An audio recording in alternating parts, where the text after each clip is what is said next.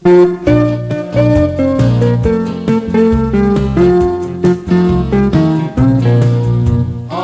opek, opek, opek, kami buat sehabis baik.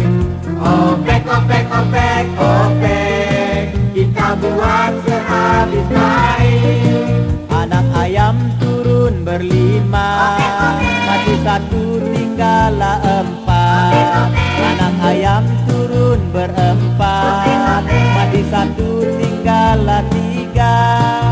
Opek, opek, opek, opek, kami buat sehabis baik.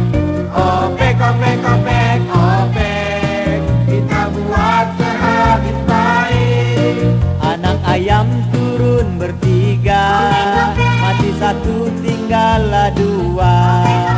Anak ayam turun berdua, mati satu tinggallah satu.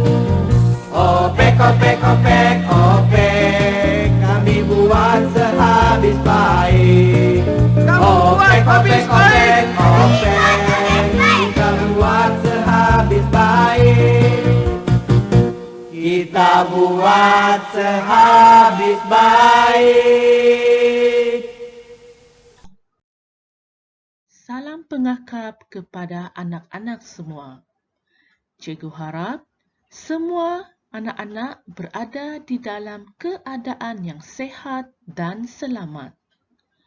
Untuk perjumpaan unit beruniform pengakap kanak-kanak pada hari ini, kita akan belajar tentang isyarat sulit pengakap dan ikatan dan simpulan.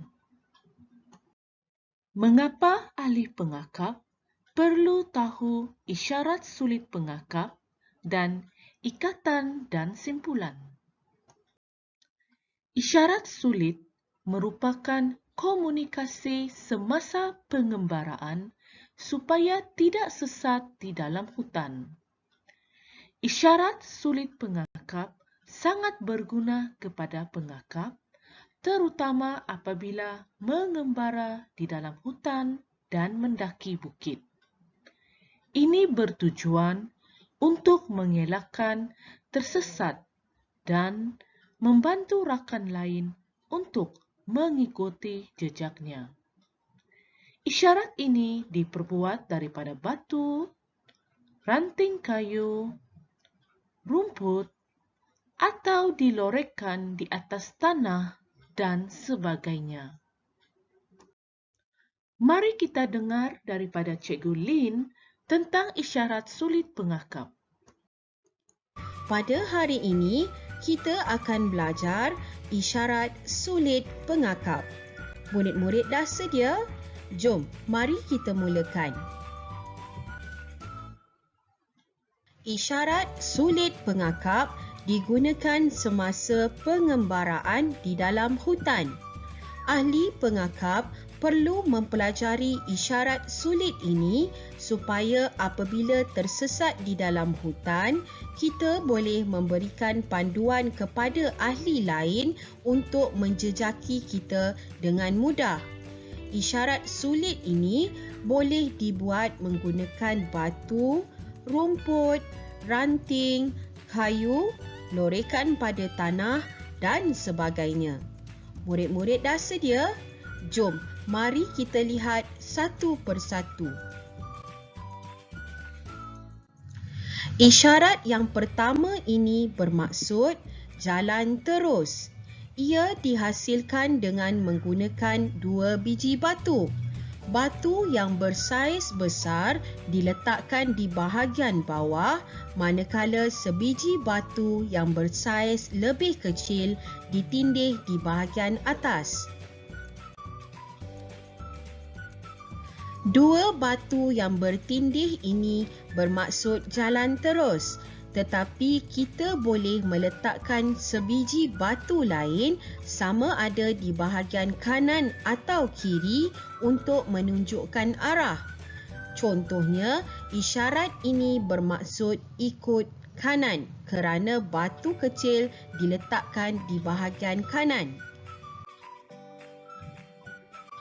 Isyarat ini pula dihasilkan dengan menyusun batu-batu kecil membentuk anak panah.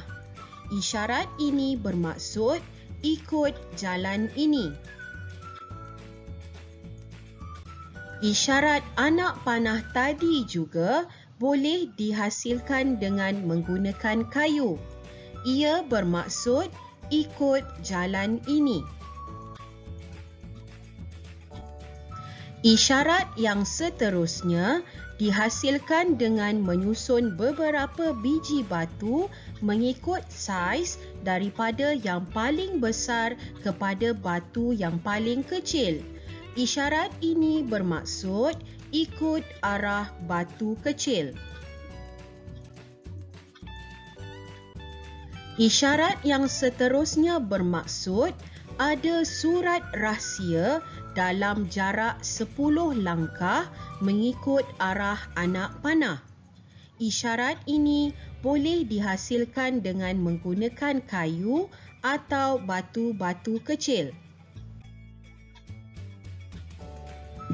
Isyarat ini bermaksud ada bahaya di hadapan. Ia dihasilkan dengan menggunakan 3 biji batu. Batu yang bersaiz besar diletakkan di bahagian bawah dan 2 biji batu yang bersaiz lebih kecil ditindih di bahagian atas. Murid-murid berhati-hati ya jika terlihat isyarat ini. Mungkin ada bahaya seperti lereng curam atau binatang buas di hadapan. Isyarat seterusnya dihasilkan dengan menggunakan batu-batu kecil yang membentuk tanda pangkah. Ini bermaksud jangan ikut jalan ini. Isyarat tanda pangkah tadi juga boleh dihasilkan menggunakan ranting kayu bagi menunjukkan isyarat jangan ikut jalan ini. Isyarat ini pula dihasilkan dengan mematahkan ranting pokok ke arah yang diinginkan. Ia bermaksud kita perlu mengikut arah ranting kayu yang dipatahkan. Isyarat ranting patah tadi boleh juga dihasilkan dengan menggunakan rumput. Kita boleh mengikat dan membengkokkan hujung rumput ke arah yang diinginkan. Ia bermaksud ikut arah hujung rumput. Isyarat 2 anak panah ini bermaksud berpecah mengikut arah anak panah. Kayu-kayu kecil di hujung anak panah mewakili bilangan ahli di dalam kumpulan. Sebagai contoh, isyarat ini menunjukkan kita perlu berpecah mengikut arah anak panah dengan 2 orang ahli di dalam setiap kumpulan. Isyarat segitiga ini pula bermaksud ada kawasan perkemahan di arah anak panah. Isyarat seterusnya boleh dihasilkan dengan menggunakan anak batu atau ranting kayu yang disusun beralun seperti ombak. Ia bermaksud ada air di arah anak panah. Isyarat ini bermaksud kami sudah pulang. Ia boleh ditunjukkan melalui 2 cara. Yang pertama, susun batu-batu kecil membentuk bulatan dan sebiji batu lagi diletakkan di bahagian tengah. Cara yang kedua untuk menunjukkan isyarat kami sudah pulang adalah dengan menggunakan kayu dan batu kecil diletakkan di bahagian tengah. Sekian dahulu perkongsian cikgu pada hari ini. Sehingga berjumpa lagi. Ikatan dan simpulan. Apakah maksud ikatan dan simpulan? Ikatan digunakan untuk mengikat kayu, buluh, tiang, dan papan untuk membuat jambatan, tiang bendera, menara, dan sebagainya. Manakala simpulan biasanya menggunakan tali yang kecil dan sederhana saiznya. Ianya digunakan pada benda-benda yang kecil dan sederhana. Simpulan digunakan pada setiap tempat dan masa, seperti di rumah, di hospital, mengikat tali kasut, bungkusan, dan memulakan jahitan. Seseorang pengakap dikehendaki mempelajari dan mengetahui pelbagai jenis simpulan dan ikatan. Pengakap hendaklah mengetahui cara melakukan ikatan dengan betul serta kegunaannya bagi tujuan perkemahan dan pengembaraan. Simpulan dan ikatan yang baik dan betul adalah teguh serta boleh dibuka dengan mudah jika dibuka. Simpulan yang tidak betul akan mudah terurai dan tidak teguh. Bagi memahirkan diri melakukan ikatan dan simpulan, seseorang pengakap mestilah selalu berlatih melakukannya. Ikatan dan simpulan berguna untuk menyambungkan tali, mengangkat barang, mengikat bungkusan, dan juga digunakan semasa menyelamatkan orang dalam kecemasan atau kemalangan. Hari ini, kita akan belajar 6 jenis ikatan dan simpulan. 1. Buku sila, reef knot. Ikatan ini berfungsi untuk menyambung dua tali yang sama saiz. Ikatan ini juga digunakan untuk menyambung tali kemah, mengikat kain andu, dan mengikat hadiah. Tali ini senang ditanggalkan jika diikat dengan betul. Mari kita lihat cara-cara membuat ikatan buku sila. Assalamualaikum warahmatullahi wabarakatuh. Di sini saya akan menunjukkan cara-cara untuk kita mengikat ikatan buku sila. Fungsi ikatan buku sila ini yang pertama adalah untuk menyambung tali yang sama saiz. Fungsi yang kedua adalah untuk mengikat anduh. Teknik yang pertama adalah begini. Kanan atas kiri, kiri atas kanan. Ya. Kanan atas kiri, kiri atas kanan. Kanan atas kiri. Kiri atas kanan. Kiri atas kanan. Okey. Begini bentuk dia. Okey, cara membukanya ialah begini. Selain saya sebutkan tadi, fungsi dia, kata ini adalah untuk memudahkan untuk dibuka. Memudahkan untuk dibuka. Okey, kalau kita menggunakan satu tali saja, okey begini. Kanan atas kiri, kiri atas kanan. Okey. Nak memastikan ikatan ini betul ke tidak, bila kita renggangkan begini, ikatan itu betul ya. Okey, semoga bermanfaat pada semua. Sekian dari saya, itu saja. Terima kasih. 2. Bunga Getty. sheet band. Ikatan ini berfungsi menyambung dua tali yang tidak sama saiz. Ikatan ini juga digunakan untuk menyambung tali yang licin atau basah.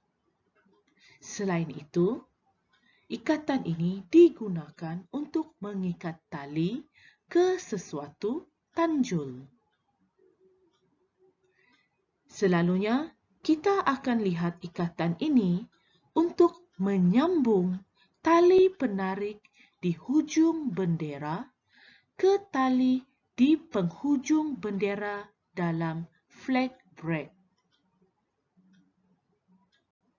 Mari kita lihat cara-cara untuk membuat ikatan bunga Getty. Ikatan bunga Getty.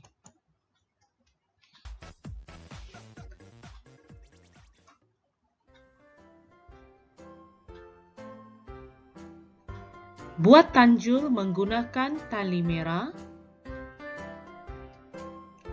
Letak tali kuning di bawah tali merah dan tarik keluar. Pusingkan tali kuning di bawah tali merah.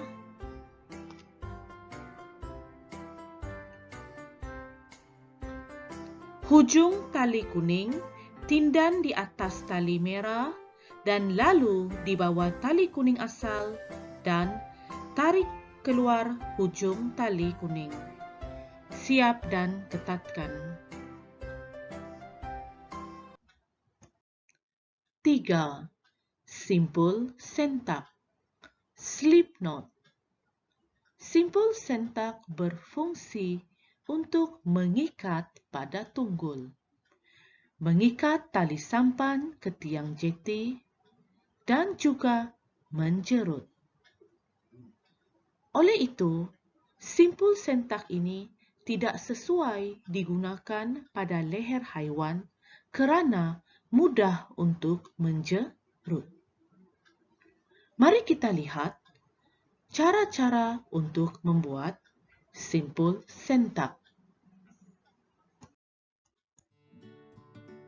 Simpul sentak.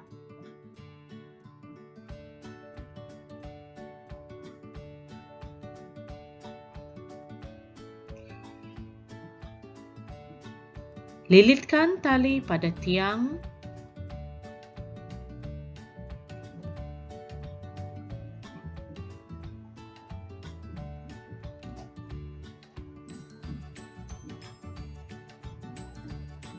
Buat satu simpulan pada tali. Masukkan hujung tali ke dalam simpulan yang dibuat tadi. Tarik dan ketatkan simpulan.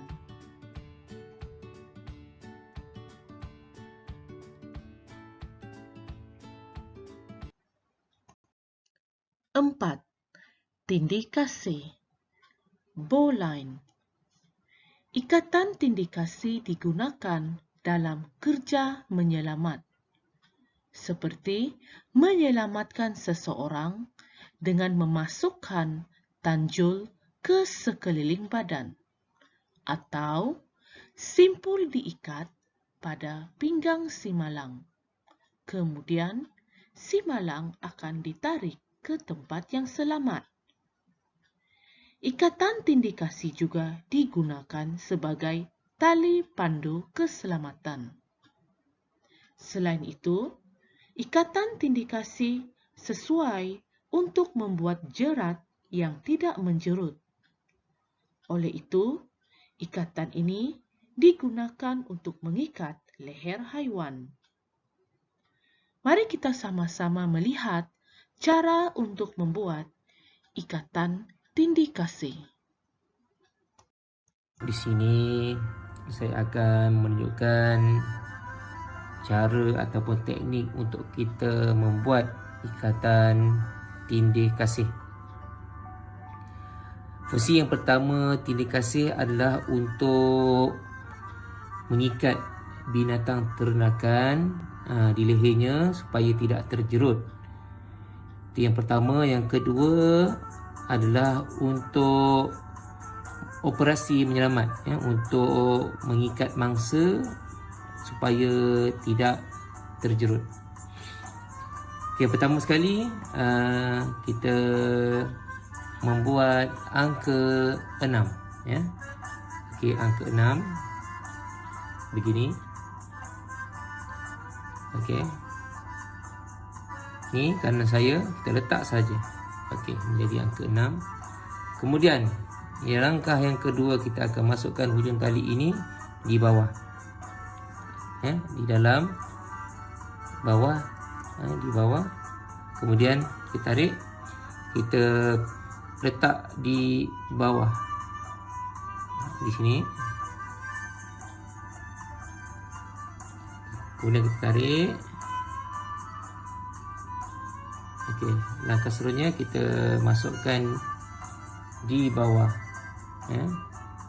Kita ambil daripada bawah, di bawah sini kita tarik perlahan-perlahan. Okey, beginilah bentuknya ikatan tindih kasih, ya. Dia tidak mudah terjerut, tarik sekuat mana pun dia tidak akan terjerut. Okey, itu saja. Sekian, terima kasih. 5. Simpul manuk. Claw hitch. Simpul manuk digunakan untuk mengikat tali pada tiang, kayu, hujung pancang kemah dan sebagainya. Simpul ini tidak mudah terlungsur.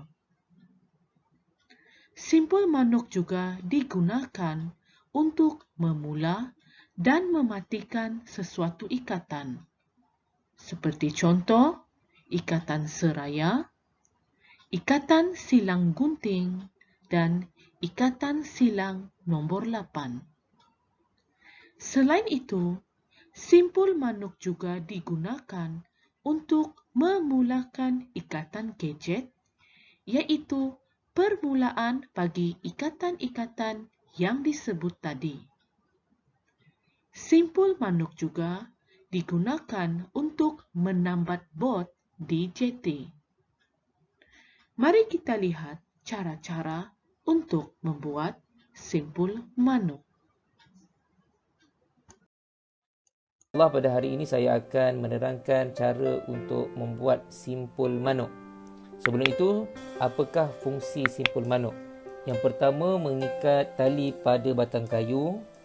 Yang kedua, mengikat tali sampan atau bot semasa berlabuh. Yang ketiga, mengikat kemah pada tiang kayu. Dan yang keempat, memulakan ikatan gadget. Dalam latihan ini, kita memerlukan satu tali dan juga batang mop. Kemudian kita ambil tali, hujung tali ni kita buat satu gulungan.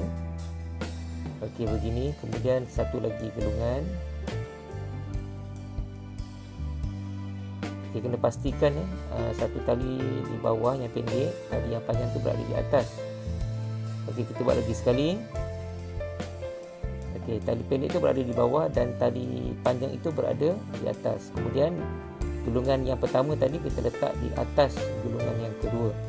Kemudian kita ambil batang mop dan kita masukkan di dalam lubang yang ada. Kemudian kita ketatkan ikatan.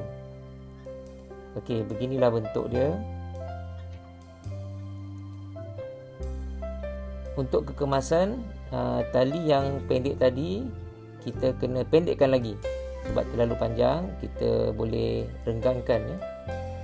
Kemudian kita tarik tali yang panjang tadi sehinggalah tali itu menjadi pendek. Ini adalah untuk kekemasan. Okey, beginilah cara ikatan simpul manuk. Sekian, terima kasih.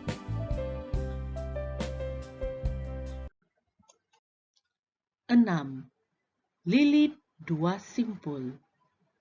Round turn 2 half hitches. Lilit 2 simpul digunakan untuk mengikat hujung tali ke tiang atau pokok atau tali lain supaya tidak terlucut. Lilit dua simpul juga digunakan untuk mengikat hujung tali kemah atau tali kerubung terbang. Selain itu, lilit dua simpul digunakan oleh pekerja di pelabuhan untuk mengikat kapal. Mari kita lihat cara-cara untuk mengikat lilit dua simpul. Lilit dua simpul.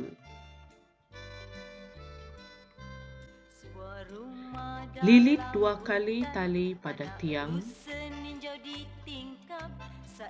Hujung tali ditindan atas tali yang menarik beban dan dimasukkan ke dalam lubang. Buat sekali lagi proses yang sama. Ketatkan dan siap.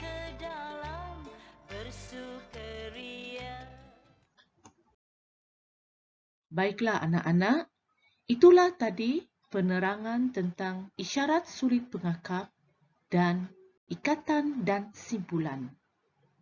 Sekarang kita akan melakukan tugasan.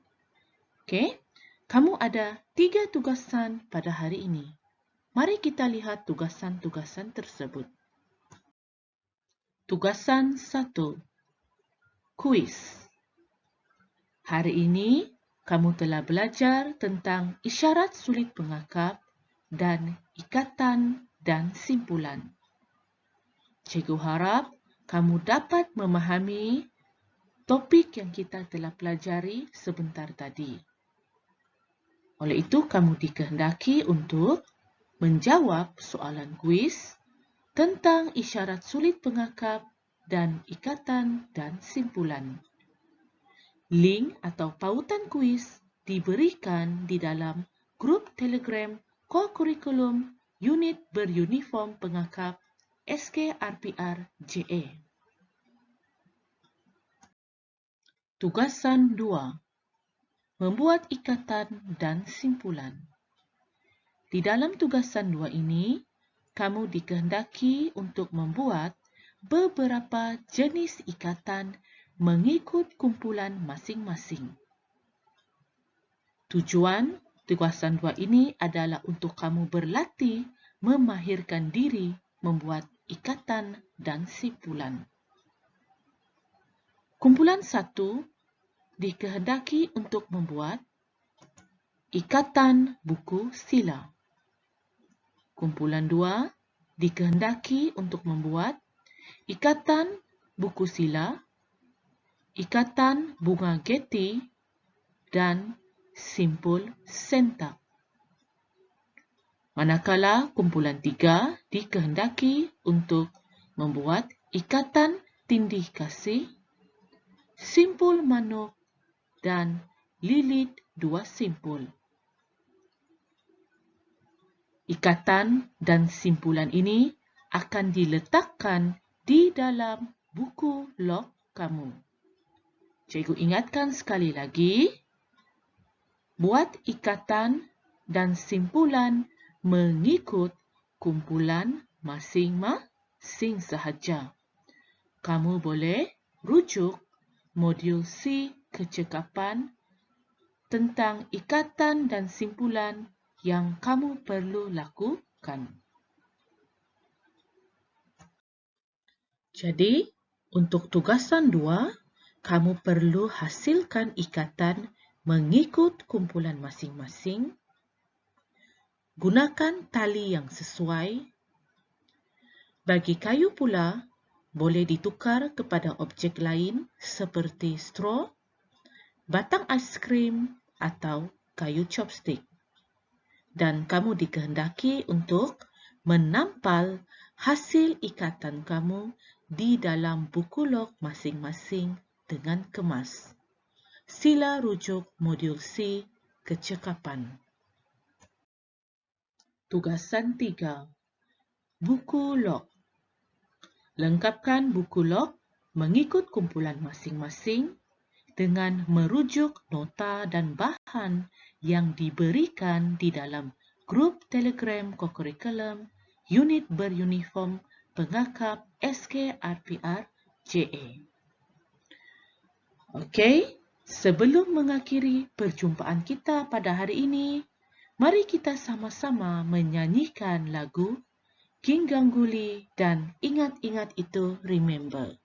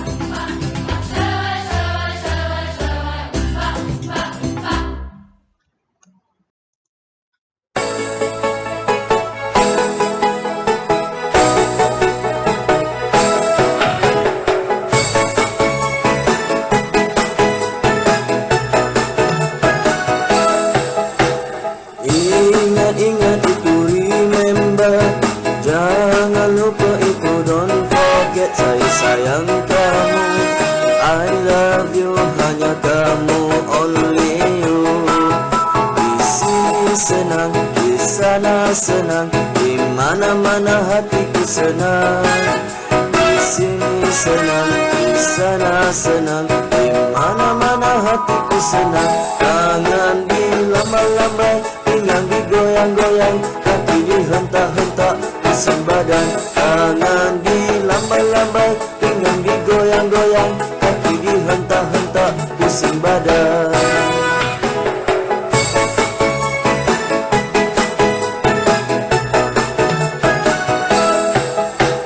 Ingat-ingat itu remember, jangan lupa itu don't forget. Saya sayang kamu, I love you, hanya kamu, only you.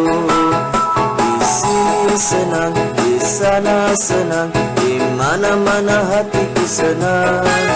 Di sini senang, di sana senang, di mana-mana hatiku senang.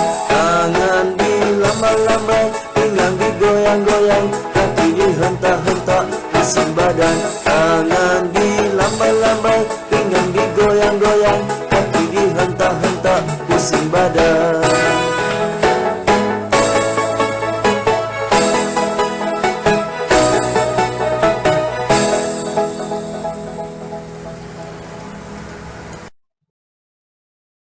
Kita sudah tiba di akhir perjumpaan.